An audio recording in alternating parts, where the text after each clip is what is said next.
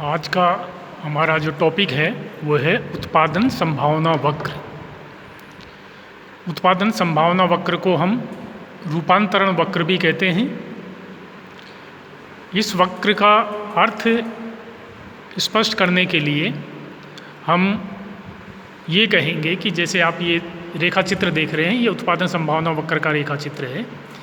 यानी उत्पादन संभावना वक्र वह वक्र है जो दो वस्तुओं की उन विभिन्न मात्राओं को प्रदर्शित करता है जिन्हें कोई अर्थव्यवस्था अपने संपूर्ण साधनों से पूर्ण रोजगार तथा स्थिर टेक्नोलॉजी की स्थिति में पूर्ण क्षमता दर से काम करते हुए प्राप्त कर सकती है।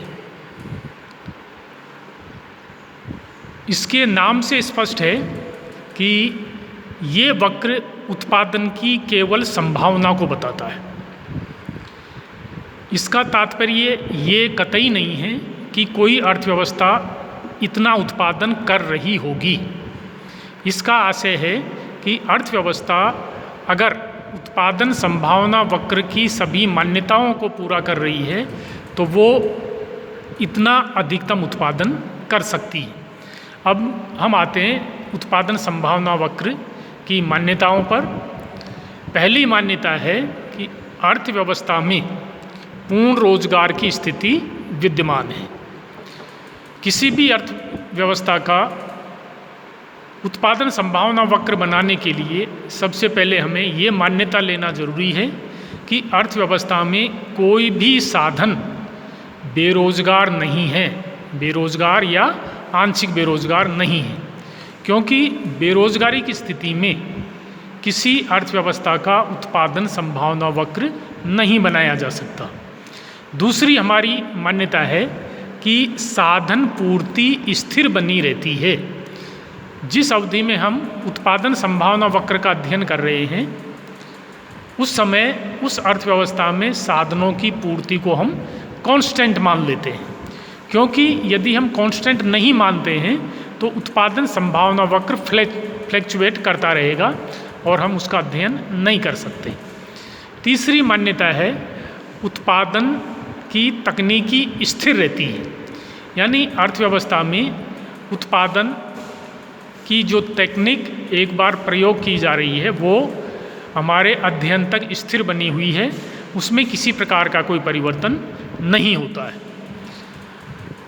चौथी मान्यता है उत्पादन पूर्ण क्षमता दर से होता है। यानी उत्पत्ति के जितने भी साधन हैं वो अपनी पूर्ण क्षमता दर से कार्य कर रहे होते हैं। उसी स्थिति में हम अर्थव्यवस्था के उत्पादन संभावना वक्र का निर्माण कर सकते हैं। अब हम इसको इस रेखा चित्र के माध्यम से हम अच्छी तरह से समझ सकते हैं। 0x अक्ष पर हमने x वस्तु को लिया है, 0y वस्तु पर हमने y वस्तु को लिया है। हम यहाँ किसी भी वस्तु को नाम भी दे सकते हैं। ये AE अर्थव्यवस्था का उत्पादन संभावना वक्र है जो इन चारों मान्यताओं के आधार पर बनाया गया है। अब इसके बिंदुओं के आधार पर हम इसका वर्णन करेंगे।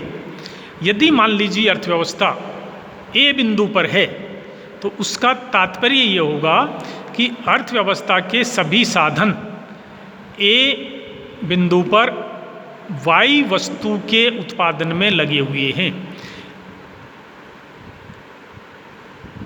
ऐसी स्थिति में Y वस्तु का उत्पादन 0 A के बराबर होगा, किंतु X वस्तु का उत्पादन 0 होगा।